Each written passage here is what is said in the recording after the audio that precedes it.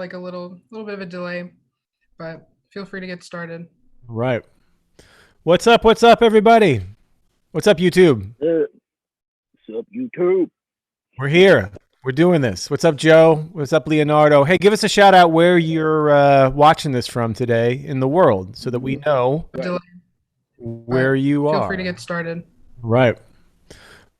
And for Reuben and Ulysses, please turn the volume off on the YouTube so that we don't get a nasty loop going. Okay. What's up, Pick and Stone? What's going on, Alex? Again, give us a shout out. Where are you today as we get just settled in here? We're just going to let people find their way into the room. Give it up for Reuben Rogers and Ulysses Owens Jr. joining us. Everybody. Dan from Naptown, Indiana. Argentina, Vancouver. What's happening? Sorry, man. I gotta serious. Okay.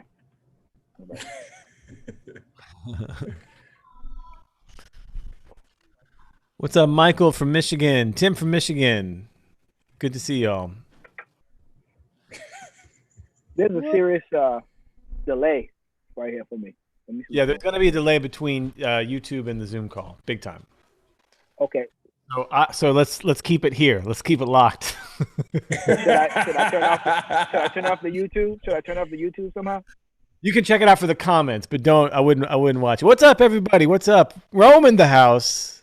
Hell yeah. Tucson, Arizona. Craig from New Zealand. What's up? Couple of New Zealanders. All right, so I have with me today, we have here at Open Studio, two of our esteemed Open Studio artists and really two of the best rhythm section players working today, Reuben Rogers, bassist, Ulysses Owens Jr., drummer, and we just wanted to chat. You guys have a course that's been out for a couple months on Open Studio called The Art of Swing, and it's a really cool course, and we've gotten nothing but great feedback about it. And it's really all about the relationship between the bass and the drums. You guys really tell a story about what it's like to play in a tight bass drum relationship and a battery that works in a swinging rhythm section. And so I thought we could take some questions today from people all over the world here about how to get that hookup. And you guys go into it extensively in the course, and you should check that out. I believe there's a link in the description.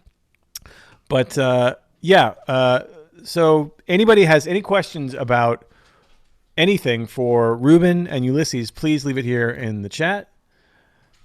And I think we have our first one here, and this is the question here, and this is really kind of the basis of the course. And this is from PDS. As a bass player, what do you want from a drummer? And as a drummer, what do you want from a bass player? Oh, we lost our bass player. That's the first thing. The bass player has to stay in. So you want me to go ahead and answer that, Adam? He just left for the bar. Apparently, he just took off. Yeah, right. Well, I'll say, as a drummer, first of all, Reuben Rogers is one of my favorite bassists that I've ever had a chance to work with. Welcome back, Reuben. But he is somebody that I love working with. And the reason why is because, and I think it applies to what other drummers and bass players could learn from this. Reuben is one of the easiest people to play with. I never forget when I first played with him and he started, strumming the bass. And I was like, wow, like it just such a sound and a touch. But it also made me come under him. Like he played in such a way that was just to him. The other thing about what makes it easy to play with him is Reuben looks at you and he wants to connect with you. And I think that for me as a drummer is very key for the bass player is, do they want to connect with you? Because you have a lot of bass players out there with great sounds and great, they got great time, but they don't really want to connect. And I would say that, with Reuben, he's always my top call because one, I know it's going to be a great hang and a great time, but beyond that, it just feels great to play with him. So anyway, for me, you got to feel good. You got to look at. Wow, man. You should be my publicist, bro. Damn. For a small fee. Hey, overtime, man. What? You know what I mean? Dude. Well, anyway, I could say all the same things about my brother Ulysses. I mean, we've been really fortunate to play with each other for some years now. How long it's been now? I don't know what. Not too long, but long enough, right? What, 5? I don't know, 7, 8 years. I don't know how long. Yeah, how well, long? over 5. Yeah, close to 10, maybe. Yeah, maybe close to 10. Either way. Well, it's been off and on, and it always seems like like the yesterday every time we come together. But I'm gonna tell you, I always like to see Ulysses magic when he when I see him play when I'm not on the bandstand, because I already know how it is on bandstand. It's killing. He's one of the most versatile drummers, and one of the most articulate drummers, not just on the drums, but off, be able to just like really talk about music and really break it down in a way that's really accessible for anyone. But I'm gonna give just a little plug. It sticks in my head to this day when I saw him last year? I think it was last year. Last year or the year before at this festival, he was playing with these 2 European musicians, Enrico Peruzzi and my man Thomas Fonsbach. Incredible musicians, and they were doing this duo, and at the Copenhagen Jazz Festival, and they've been playing together for years, right? And it was incredible. They were like, wow, man, look at this duo, bass and piano. And then they brought Ulysses up to the stage, and this is my bro, this is my man I know all these years, but man, to witness him put his magic into that set was like the first time I heard him.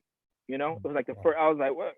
He was able to even like impress me like on a whole nother level, and that's what I appreciate about, I've been really fortunate to play with a lot of musicians, and no matter, how much we become, intertwined, personally and knowing each other, if we're able to like inspire each other on that level, that like, wow, that he made me want to get better, because he made those people on the stage get better. I mean, he lifted the music. And I think, I think that's also why we are able to, to really connect in that way, because that's our I don't know, mission, seemingly. You know what I mean?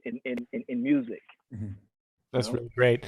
William asks, Thank you, Rube. Yeah, really nice. William asks, who are your favorite rhythm sections? Ulysses, let's start with you. Man, obviously, PC and Philly Joe Jones, Jimmy Garrison, Elvin, Vernell Fournier, Israel Crosby. I mean, so many. And then obviously, you got like, Christian McBride, Lewis Nash, and Reuben Rogers, Greg Hutchison. I mean, there's so many that I can name, but I mean, those are just a few that kind of pop off from the top of my head. But there's Jeff Hamilton and John Clayton, play great time, and Sam Jones, a Florida guy, Billy Higgins. Yeah. And, so anyway, those are just a few that come to mind. How about you? He basically named all of them. Just a few. Yeah, right. I mean, we cut from the same cloth, right? I mean, there's others we could go into. I'm sure, from I don't know, Gary Peacock, Jack Dejournette. To the Cease McBee and Jack Dejournette. I like that duo. Reggie Workman and Elvin Jones. I mean, there's a lot of different rhythm sections we could name. But the whole thing is, I think, what resonates with you. I mean, there's so many. There's people probably in your local, town or city, of hookups that probably have been playing together for many years, right? And that sound, that thing resonates, with you. I mean, the Larry Grenadier and Jeff Ballard, right? The I mean, more. I'm just bringing it more modern now. From the Joe Sanders to my man, Justin Brown, and I mean, it goes on and on. It's just being able to, but all of them have the same thing almost, right? That gravitate, good time, good pulse, good interaction, a good nuances that they know how to just move back and forth in the music. I mean, if you listen to about 4 of them, they all come from the same kind of, tree, from the So same. already in the few questions that we've taken here, the theme that keeps coming up is connection, right? And so this is just for me, like, is there anything you could do to work on that connection? Is that just a personality thing? Like how, if I want to have that connection with, if I'm a bass player, I want to have that connection with the drummer. I'm a drummer, I want to have that connection with the bass player. Is there anything I can do on the bandstand for that?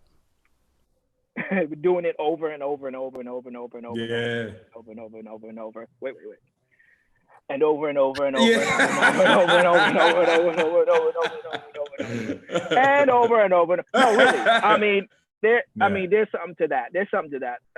Not just doing it over and over, doing as many people as possible too. I mean, there's a magic when you're able to connect with some people on a consistent basis. You grow together, right? You grow together. I mean, but I mean, I can attest to with Ulysses. I'm sure he can figure out how to adjust to a bass player within a few bars of playing, right? Mm-hmm. I mean, for me, I know, okay, if I'm playing with a drummer for the first time, it takes me about a chorus to say, okay, I know, okay, he's laying back a little bit, he's going, and I adjust accordingly. I'm not really thinking about it, in the moment, but it's organically in me from me doing it so much, So I always say to, a lot of students actually, when they're in an environment where they can play a lot, right? To force yourself to play with as many people as possible in that kind of, when you have access to people, you know what I mean? When you have access to so many musicians, it is really helpful to just learn how that person plays, how this person plays. Yeah, and you'll figure out like, okay, all right, this is how I need to adjust from the experience of playing with people, And then as time goes on, usually you start to gravitate to the same people, and then you kind of work out, your magic, whatever that ends up being. Awesome. Yeah, I mean, I agree with Reuben. I think the only thing, which is basically what he said, is listening. When Reuben and I have been fortunate to do a lot of teaching, and every time we go, I love it. Like we'll like get on the stage, and there'll be some students up there, and I'll like lay back and let him start. And the first thing he always says is he goes to the bass player and he's like, "Yo, did you hear that?" He'll be like, "Did you hear that change?" And they're like, and they're staring at him like a deer in headlights. So I would say one of the things that I feel a lot of young musicians, and I can only speak as a drummer, most of them are so fixed on what they are playing that they actually aren't listening to what's happening. So it's almost like they have this prearranged story in their mind of like what they need to do for it to be killing, that they actually miss what's happening. So I think, which is all that Reuben was saying, I think, to break it down to something very basic, listen. Are you actually looking and listening at the person next to you? Because if you are, there may be some bumps in the road, but you will play together. But if you're not, because I've had people write in and say, man, we're just not hooking up. He's dragging or she's dragging or he's rushing. My question is, well, whatever they're doing, are you listening to them and learning how to play with them? Yeah, that's such great advice. Mark asks, what sorts of things do you work on to get that happy swing feel really, really tight? I'm not really sure what he means by happy. I have an idea. Yeah. He's talking about the bounce. He's talking about that feel that makes you nod your head and tap your foot. And so is there anything you could do as a battery, as a team that to work on to get that happening? I mean, I feel like they gotta agree, man. Like at the end of the day, Reuben had been playing long before I had even started playing jazz. So I already when I showed up to play with him, there was a level of respect and honor that I had. No, I mean, seriously, man. I mean, you'd already been on a bunch of killing records already, right? So I say that to say how do you respect the other person? Because to me, part of what he's talking about, that happy beat, is really an agreement that we have. And so my first question to him would be, do you really want to be on the bandstand with that person? Because basically I always say music is an extension of what's happening off the bandstand. So when me and him aren't on the bandstand, we laugh and talking about all kind of stuff. So I think that happiness, do you have that happiness with that person or whomever you're working with off the bandstand? Because whatever y'all have is going to translate on. Or are y'all, hating each other? Y'all go to the bar, you sit on the other end, or y'all talking crap about each other? All that stuff comes out in music. So I think in terms of the happy beat, I think that ties to me to an emotional side, which is the agreement. Do you really agree? Because I think so many young musicians fight what the other person's doing instead of saying, hey, man, I agree to disagree. There's some bass players right now, which I would never call their names, that we have two completely different like perspectives of how we hear, how we feel music. But when we come together, we make great music together. You know, so I think that happiness to me is the unity and the agreement of, I don't really care whether we agree or like what we do, but let's agree. That's my opinion about it. I don't know what you feel. Yeah, you done said it, man. He said it all. Thank you. You know. All right, Reuben, I'll put this one to you then. Drummer Fizz says, are bass players translators between soloists and drummers? I was like, what? I don't know what that really means, but me either. Well, I'm waiting for you to answer, Reuben, so I can figure it out. No, man. You know, I mean, it's a cohesive thing. I mean, we're all in it together. Hopefully, you know what I mean. I mean, the best, you know, the best musicians that I know, or the ones I like to play with, is not actually about me trying to help him. You know, I mean, of course, we're the foundation between the drums and bass, and you know, piano, rhythm section. We're the foundation. Where you know, person is kind of playing. But I mean, when I think about it, I mean, great example is the guy I play with a lot is Joshua Redmond. I mean, he is a perfect example of someone who's always listening. He's bouncing off anything I'm playing, or the drummer's playing, or the piano's playing. He's like constantly a part of, you know, the whole. You know, it's not actually us and then him, or when I'm soloing him, and you know, it's what's happening, you know, at all times. So I don't know really, so I can't answer that question because I don't feel that, you know, I'm the link per se. I don't know. You know what I mean? It's, you know, that was a softball. Together, that was a softball question, and you could have hit a home run. You know, so you know, we have our roles, we have a position. You know, at times I need to stay in my lane a little bit, which I don't like all the time. But that's also, you know, the selfless part of the role that I chose to play from day one, playing the bass. Same thing with drummer, same thing with the, you know, saxophone player, same thing with, you know, guitar player, whatever, you know. So very cool.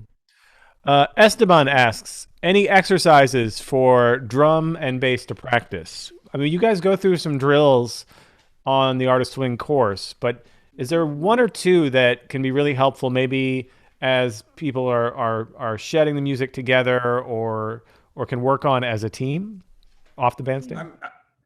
I mean, I think I feel we addressed this in the video. I don't know exactly where it is, but I will list an example. One of the things that I think is really helpful, and it's very simple, is for the drummer to play some time, and as Reuben, just walk a bass line.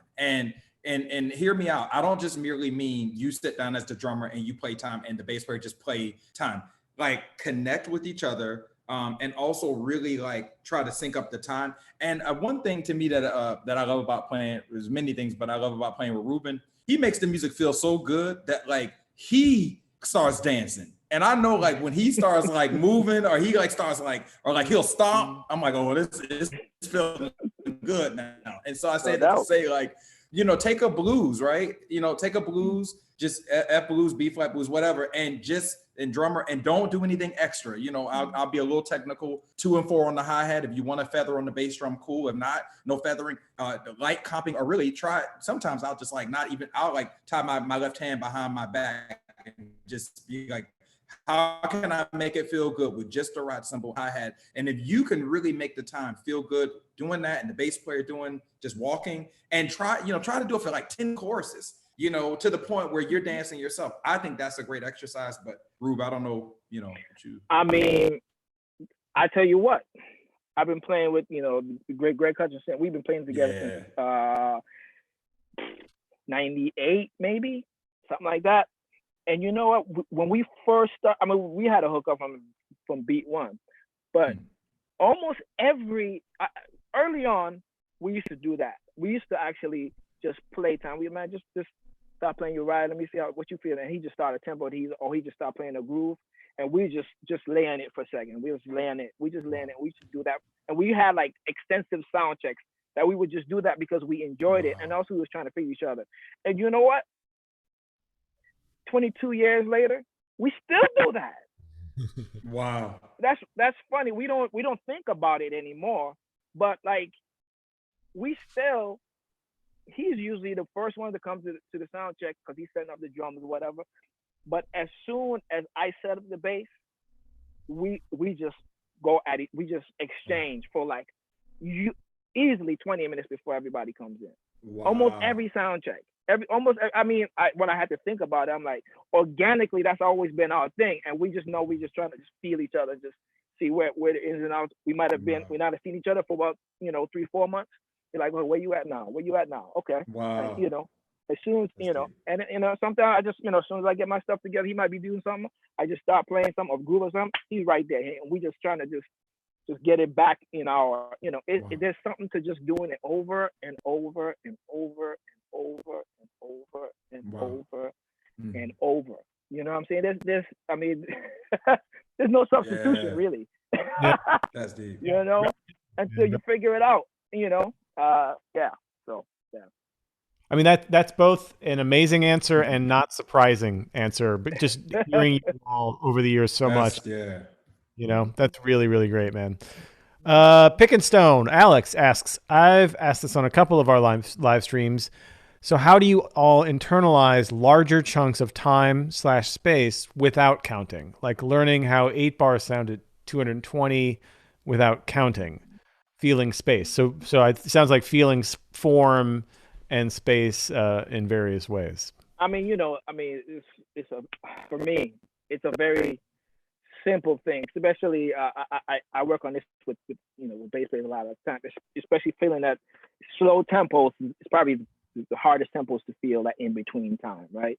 And just simply being able to, the art of patting your foot,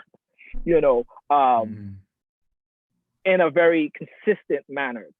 And it's funny, I've noticed over the years that a lot of musicians, not just bass players, drummers, but a lot of musicians will pat their foot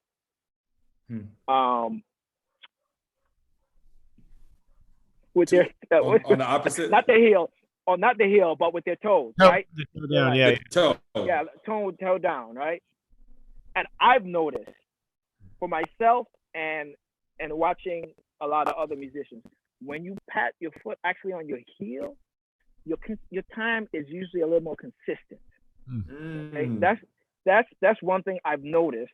It's not for everyone, but a lot of people. I notice if the motion of this is a little more natural. I want to say a little more natural than this, especially when you start to get to a faster tempo. You know what I'm saying? So with that, I'm saying a lot of times I try to subdivide a lot, especially at slow tempos. This is a very 101 thing, but I think that part also helps to keep it even, right? When you pat your foot, just you play a tempo.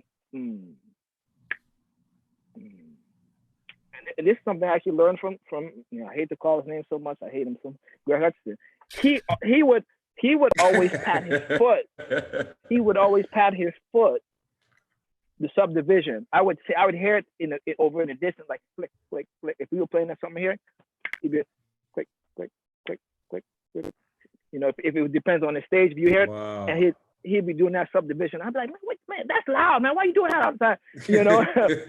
But then I started doing it myself, and I was like, man, I could find myself kind of like staying in line at any tempo, and he'd do it at like tempos, like crazy tempos. You know what I mean? You still click, click, click, click, click, click, click. But I found that, and then I started to see Benny Green do that. I started to see all kinds of other musicians actually kind of keep, some of it is maybe a nervous tick. But being able to, a simple thing is being able to pat your foot very evenly, find it within your body, and maybe, try that, whoever wants to try that.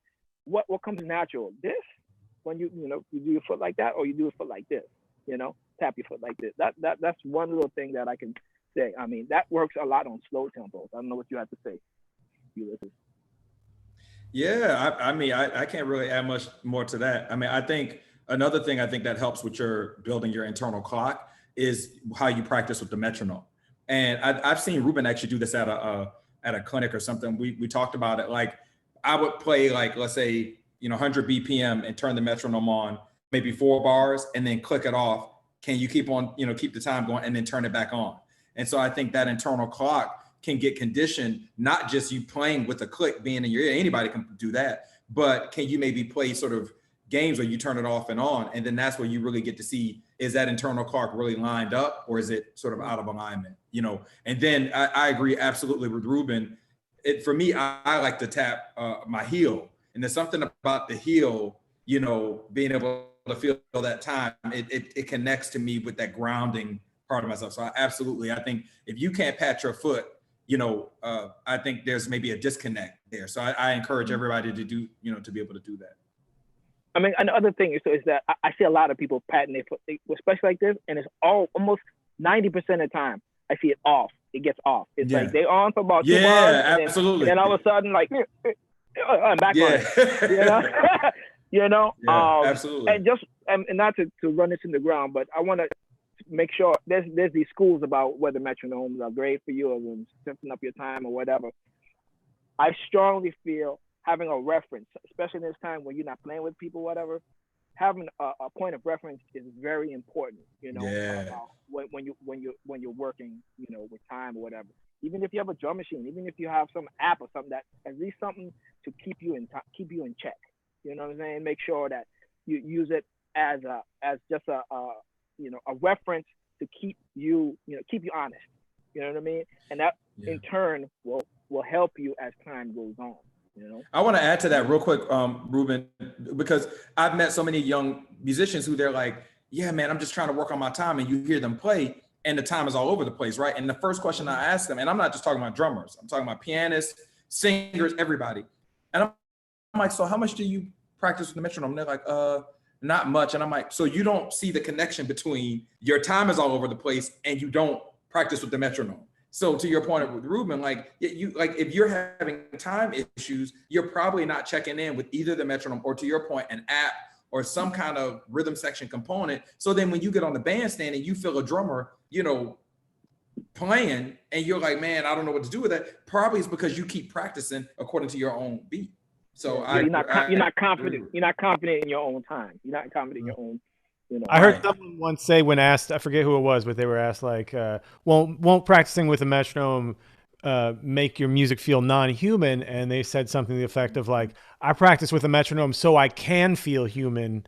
Yeah, I have that reference. I can be free when I want to be. I think. I mean, we really want to talk about the human beat, right? Like I think by virtue of being human, we are always going to be inconsistent, right? So I think when you check in with sort of this thing that doesn't change, that's actually how you can kind of regulate it. And I've been like, I hadn't been playing as long as Reuben, but I've been out here for a minute. I still have to check in with the metronome. Even like you said, Reuben, I haven't played a gig. My last gig was like February 28th.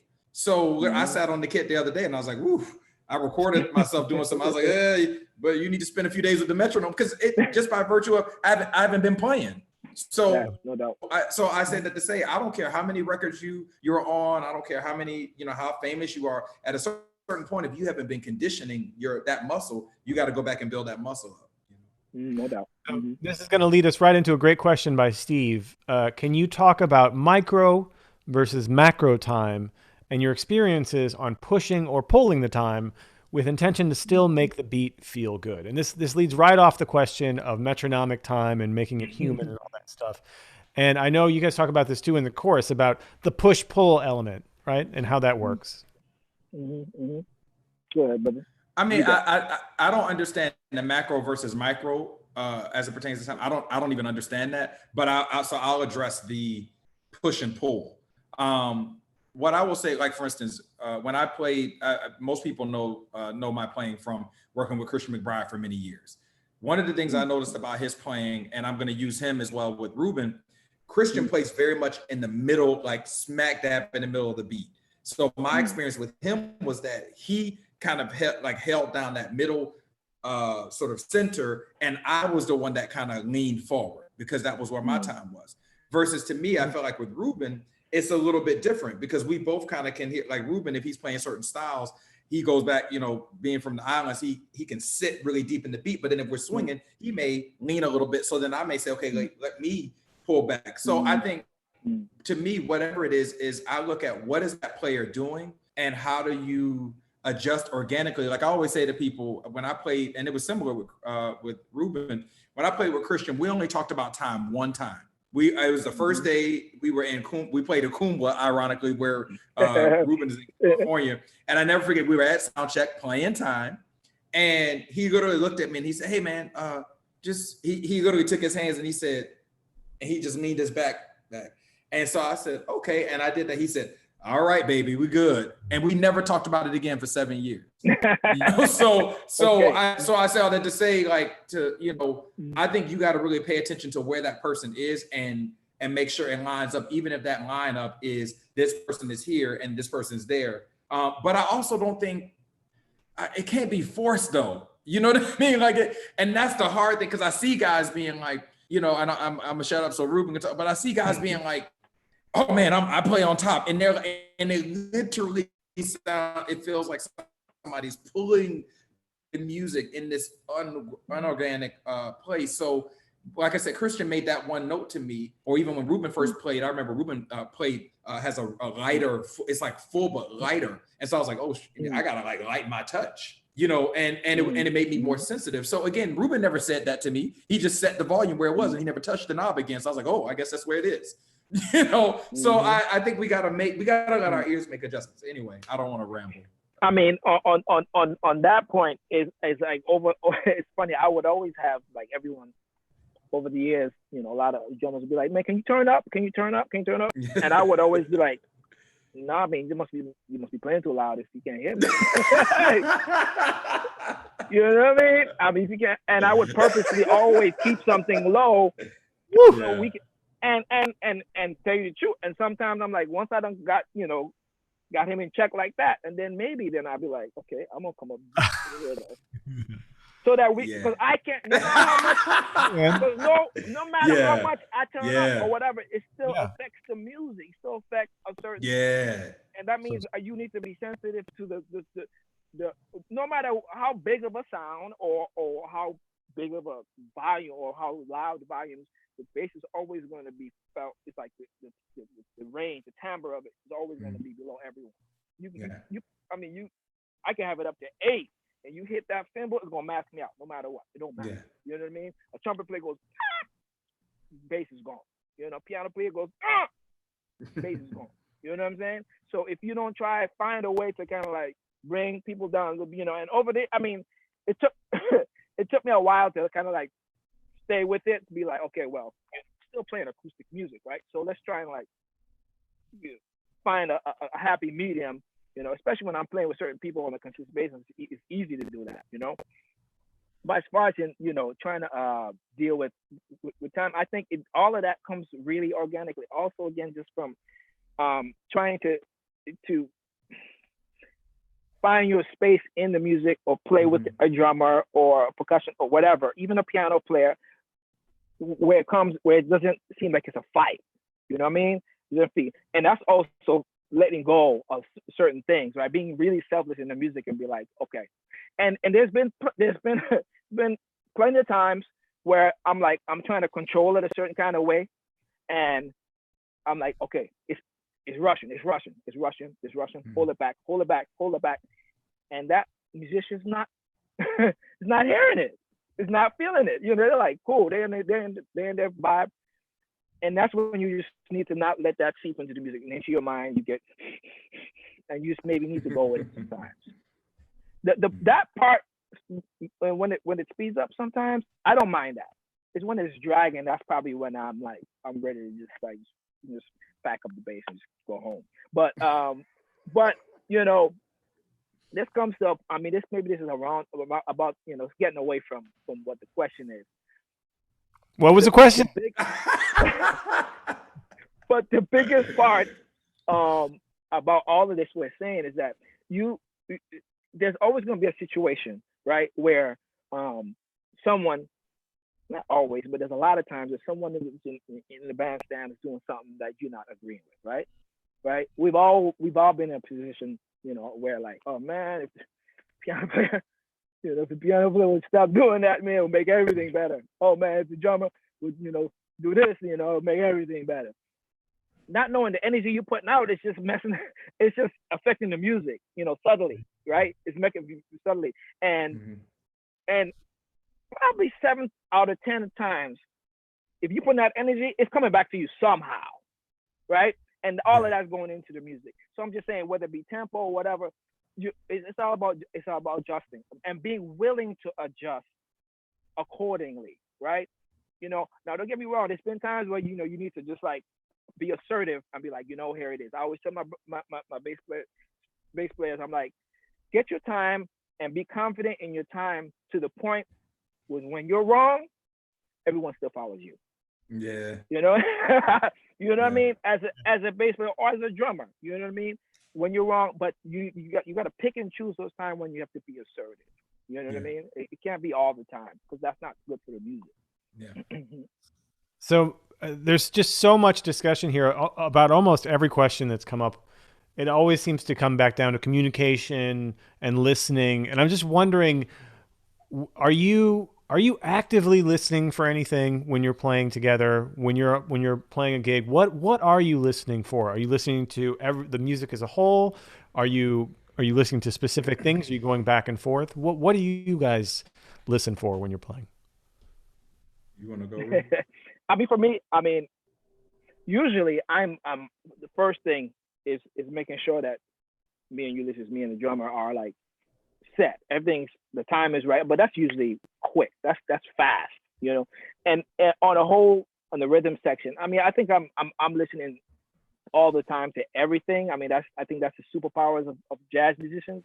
You have to figure a way to be able to actually do your part and listen to everyone. The best musicians know how to do it instinctively, just like in the moment.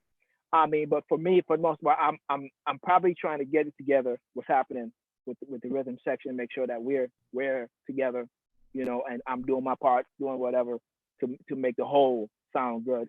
And then I'm trying to figure out what's going on harmonically with the horn player or whatever instrumentation it is. That's a very in the moment thing, but also it's choices I made in the moment, and I think all of us gravitate towards people who make great musicians in the moment, and maybe that's something I need to think about while I'm playing, and then we'll articulate it. I don't know. Go ahead, Ulysses. Yeah. Save me on I agree with Reuben. The first thing I do is deal with that. Oh, sorry. Oh, my bad. I agree with him. I start out with the bass player. I want to build with them. And then after that, locking in with the pianist or guitarist or whatever. And then singer, horn player, whatever. And then I would have to say probably after that, Hurl and Riley, excuse me, taught me something many years ago. And he said, Ulysses, you've got to learn how to play where you are playing behind the kit, but your ears are out in front of the kit.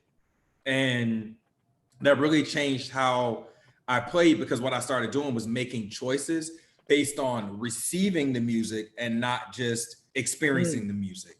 And I say all that to say, like with Reuben, like once the drum thing and all that stuff is hooked up and the bass thing is hooked up, then I start, you go around the band. Then it's time to kind of have a perspective listening moment where you take yourself in. And I can tell, like Reuben Rogers plays the way he plays because he is not just listening to himself. He is listening to the whole context of what's going on. And the way I realized that was we played live and I was like, all right, it's killing.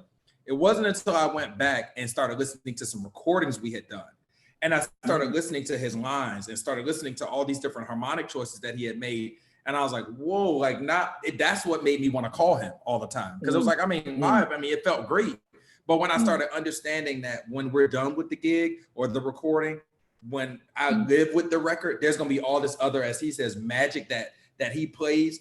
That let me know he was a player that played with a perspective kind of approach, as opposed to most players play from I'm just behind my instrument. And I like people that kind of have a multi-dimensional way of they're playing and listening and receiving, like they're bouncing back and forth between these three different sort of layers. So anyway.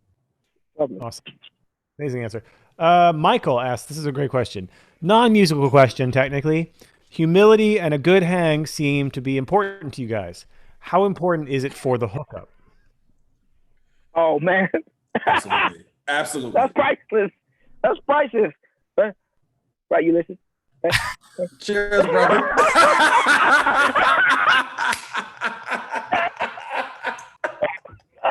I'm so after I took my sip, you did because I knew you had a glass somewhere.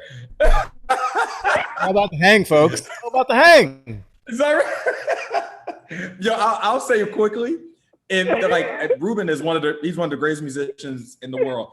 But when I call him also because it's a killing hang. Like I know I'm like, once we get through all the logistics, because Reuben is very specific about his plane itineraries. He's very specific about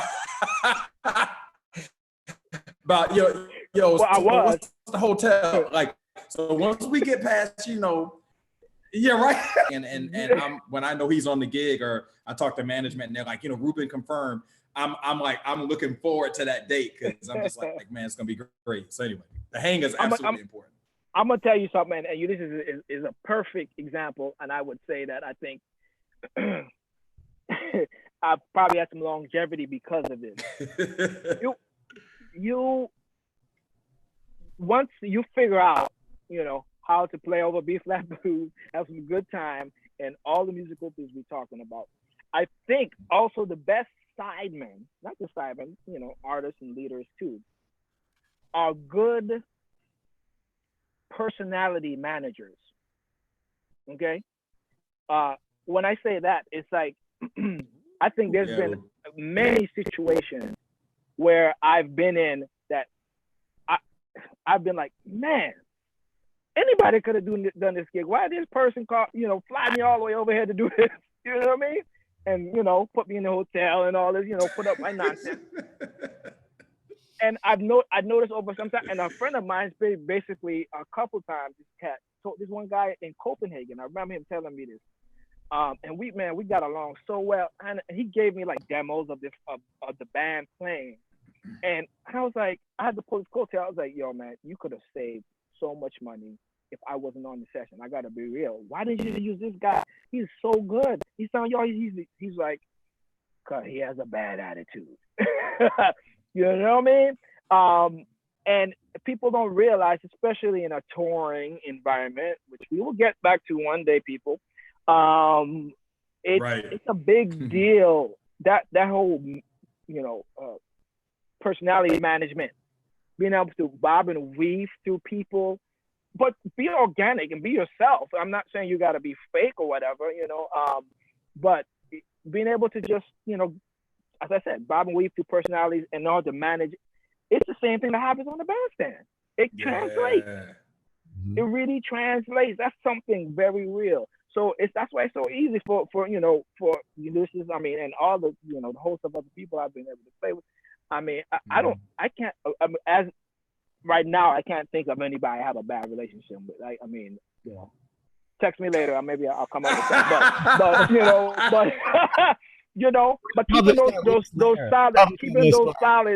keeping those solid relationships is a big deal. It definitely translates into the music.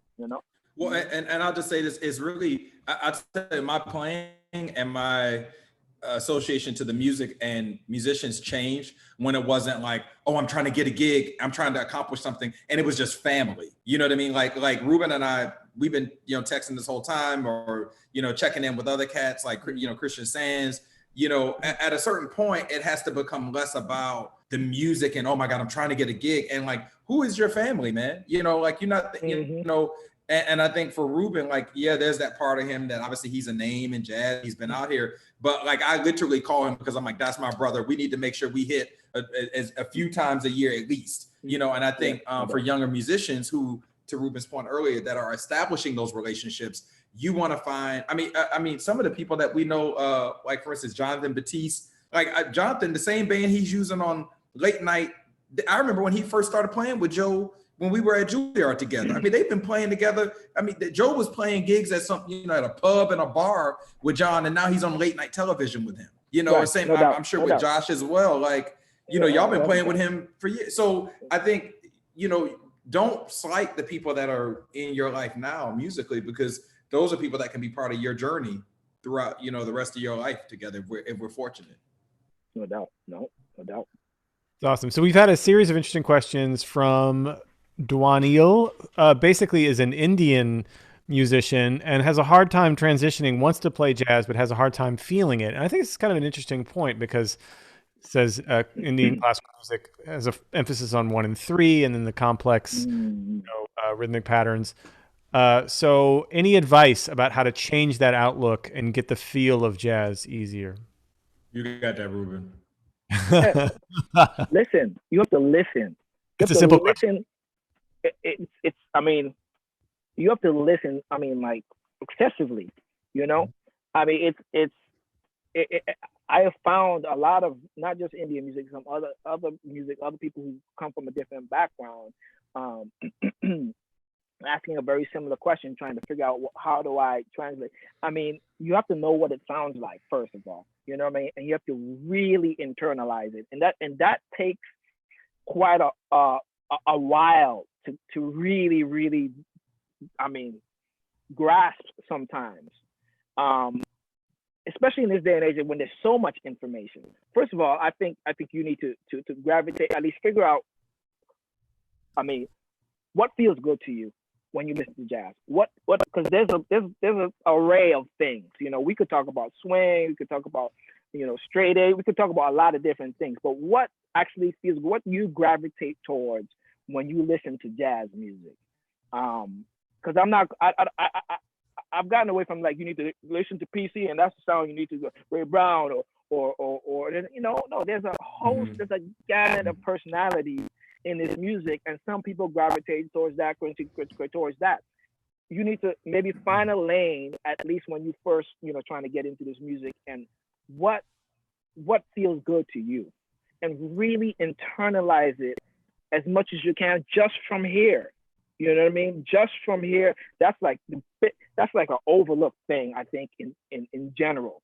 And I'll tell you what, I mean, for me, that really was my biggest asset. I already had, like, you know, big ears growing up playing in church and, you know, and doing gigs without music. And when I got turned on to playing jazz, because I was a lazy moon, I learned mostly from listening. Right? Yeah. From listening to records a lot, because I would practice for like 20 minutes and be like, I ain't trying to do that no more, you know? And I mean, as I got old, I got more proficient, but early on, especially, I hated practicing.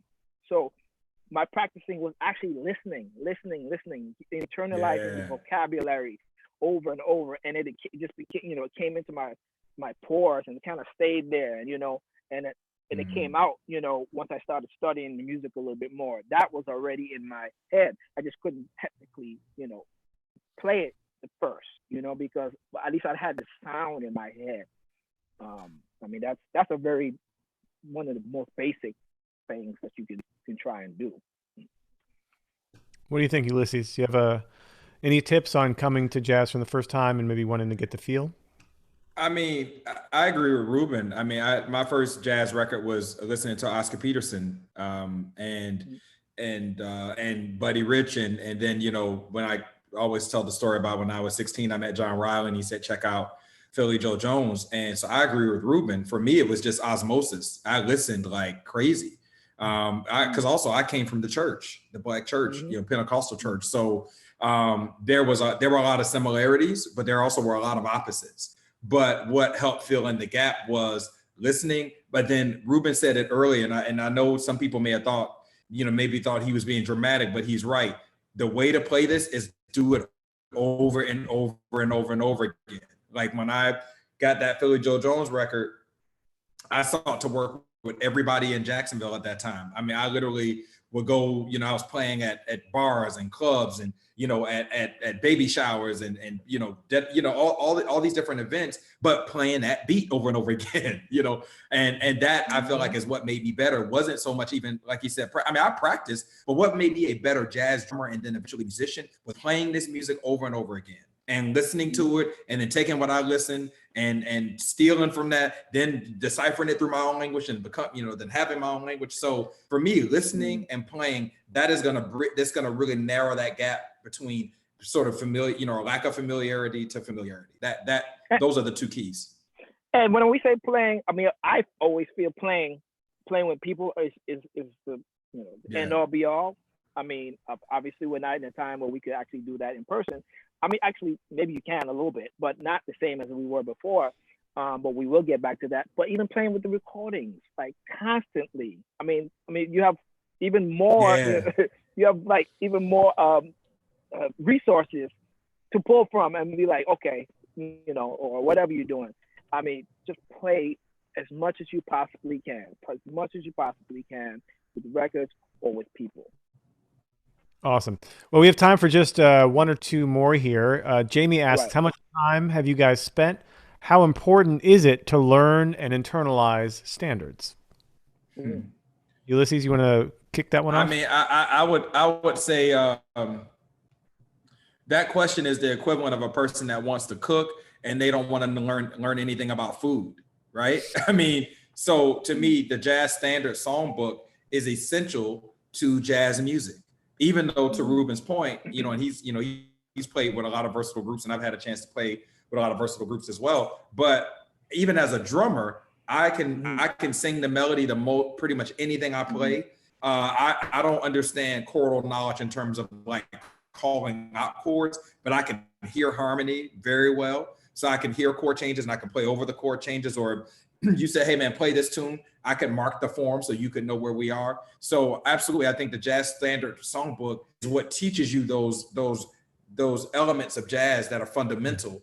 And then once you sort of leave the songbook and you start getting into people's original music, then that again becomes a frame of reference. Because still Cat will be like, hey man, yeah, I wrote this original tune. It's like it's body and soul, but with an extended bridge and a bossa. So already they've laid out a standard song form and a type of feel that is prevalent in the jazz standard songbook. So I would say it's incredibly essential.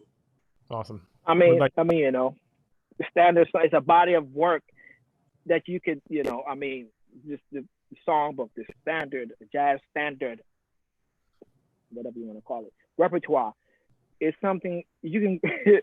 I could be here in California and I can go to Australia, and we can get on the bandstand and hit. Right? There's no originals, whatever. It's like, what tune you know? All right, play. We can communicate instantly. If even just for that, you should want to know as many standards as you possibly can, so you can communicate with someone just like that. Playing jazz music. But as Ulysses said, come on, it's the foundation of this music was built on these standards, right? And you are you're exposed. Yeah. A lot of musicians are exposed when they don't know enough, standard vocabulary. A very quick story is that I remember I was in Paris maybe a decade ago, and this young trio wanted me to critique them. They want to pay me to critique them. Can you come and pay you for an hour lesson to critique our trio? I was like, are you sure you want to do that? All right, cool. I caught the train. I walked into the room. They're there, and boom, they started playing this tune. They started playing the original tune, and actually it was pretty killing. I was like, this is killing. But I could see some holes in their playing right away. You know what I mean? I was like, okay, the bass and the drums, they're actually a little more proficient than the piano player who was his trio, and he was the one who wanted to do this, right? And I was like, wow. I was like, wow, man, y'all sound good, man. Can y'all play Body and Soul for me? I just want to see what it sounds like. He could not play. He didn't even know it, right? Yeah. I was like, I called about 5 other songs. And maybe about the 4th song, I don't remember what it is. The bass player and the drummer, they knew it, and the piano player kind of knew it. And he struggled. He struggled to get through even just the head, and it was very simple changes. I can't remember. Maybe it was even Autumn Leaves or something crazy like that. And he could not play over the changes. And I asked him, I was like, what I mean, what's your background of playing this music? He's like, well, I've been only playing this, but I've been hearing my sound. I was like, but you have no vocabulary. You have no vocabulary. You sound like someone who doesn't have a vocabulary in your own song, in your own composition. Yeah. That's why I asked you to do that. You will be exposed if you want to start from here. You know, you will be exposed sooner or later. You know what I mean? I mean, I tell you what, having this time off has been great for me to actually go back. You know, with stands, because you know, as I'm sure Ulysses can you know, and can profess to this, is that we play all kinds of original tunes all the time, or arrangements of originals. Yeah, it's been really good for me to like get with the ball and really like get back to the standards and play melodies of old standards. I mean, I feel like I'm always going back, and you know, it never gets old for me. But it really, I think, it's going to help me, you know, come out better and all this. You know, that foundation will just get stronger, you know, from just going back. There's a relevant follow-up question here from Lockie. What is your process to memorizing standards? Do you think the biggest part is listening to as many versions as possible? Oh yeah, I mean, even now, what's funny for me, what I'm doing now, that doesn't matter. I have about 15 or 20, about a 20 song list that I have, and then once I'm maybe on the 15th song now, of songs that I've probably been playing for the past 20 years, but never had the opportunity to actually play the melody and like really learn it. Not just like play at it and kind of know it, but like expressively be able to play it. Like, you know, get on a gig and do it. Like good 15 songs. As a bass player, I'm not able to do it often. So I'm like, this is the time for me to get that together. And how I've been actually making sure I know the melodies, I've been using the resources that we all have now. I have on my iPad, I have like a playlist. I just put in the name of the song, and I start listening to, you know, this last one, Louis Armstrong. You know, Billie Holiday was the other one. I think, what was I saying? You Go to My Head. Who was I think Chet Baker was one. And then it starts to be all in other pop stars with it. And I just listen to the melody a little bit. And I listen to similarities, because people are going to have their own reflections, their own thing on it. So maybe there's certain notes that stick out, whatever. But really dissecting, you know, the song with your ear, because I notice a lot of times you don't memorize the song the same if you try to read it first. You use your ear and develop your ear, you will internalize it way faster and way easier. It's true. That's what we preach around here too. What about you, Ulysses? Is there a certain way you memorize tunes? Mm-hmm. Oh, I gotcha. Rachel, unmute Ulysses. Thank you. There we go. They shut him up. They shut him up. About time. Shut him up. Trying to hold me down.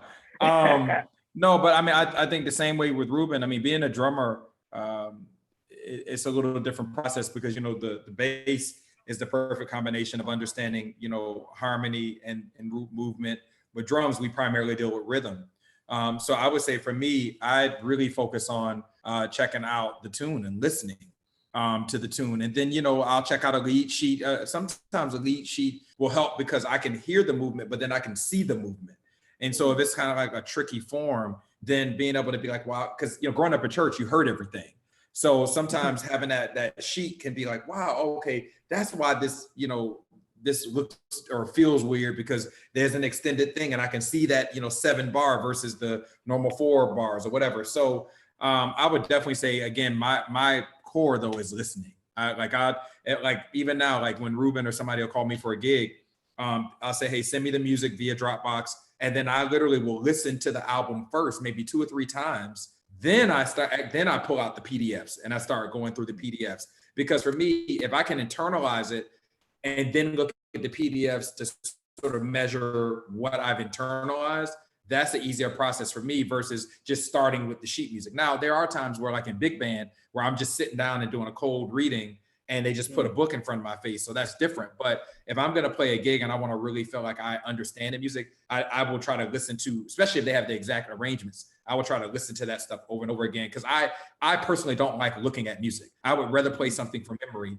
than to play something with sheet music, because I feel like what I will bring to it and how I will connect will be much more authentic and I think much more serving to the music if I'm not leaning on the paper. Yeah, the more you internalize, it's more just the music is coming, it's flowing out of you instead of you have that crutch that like it's always gonna be that lapse in musical expression. I think Well, thank you guys so much. One quick thing I think as we go out, just during this time, Reuben, you kind of alluded to it, but what are you guys working on? Someone here actually, Ulysses asked, you're working on a brush book. Is there a launch date for the brush book? Yeah. So I literally just talked to Hal Leonard today. My book is at the printers and it should be at Amazon by the end of the week. Excellent. So they're saying that by I guess next week, all those that have done pre-orders, stuff will start shipping. So I'm really excited about that. I'm also, always working on. I mean, Reuben knows, man. I'm a hustler, so I always got something going on. Right now, though, I'm really trying to play. I'm just trying to get better at playing. I'm also learning Pro Tools now because I'm really trying to, finally understand it and not just having to send stuff off to, have other people do it. So I'm working on that. Besides a preschool teacher and shedding 1,000 different versions of standards, what else are you working on? It's funny. I'm on the same page as Ulysses. I've had like Logic Pro, for like years and an interface and everything, and I've just never really dove into it I'm a horrible person. Film editor friends and other R&B musicians was like, yo, man, if you just get your stuff together, I can send you tracks and I'll be like, yeah, whatever, it's cool. But now, I mean, not just for that. I mean, to tell you the truth, I haven't done one lesson. I haven't done anything, generating kind of money for music the past 2 months, and it's been feeling great, to tell you the truth, for me. I've been like, just away from now. It's time to kind of be like, all right, what's next? But that's what I've been doing. Trying to dive into Logic and compose some. Actually, I've been off that game for a minute. Oh my God! So I'm trying to find get my way back into that and just get into my craft a lot more. Awesome. Well, I know I speak for everybody here on this chat. Just thank you guys for dropping such amazing bits of knowledge with us. These are just two of the best musicians out there, two of the best guys too. Really. Thank you. Really appreciate the time today, fellas. We appreciate you, Adam. Man. Thank you, Adam. A little bit. Rachel. Peter, Dan, Rachel, the whole crew. All the crew, man. Open studio. I got one more thing. I got to say this, Ulysses. You know what I'm going to say. You know what I'm saying. What's it? Just three things. I got 3 things for everyone out there. Right? Stay hungry, stay humble, and just be cool. All right. Whatever you took from this, remember those 3. All right? Peace. Thanks, everybody. Check out openstudiojazz.com/live for all our live events. This is like my 3rd live event today. We're doing multiple ones every day. So come back and see us again. Thank you, Ulysses. Thank you, Reuben, so much. Thank you, Rachel Morgan, for helping out with everything as well. And see y'all later. Take care. All right, man. Peace.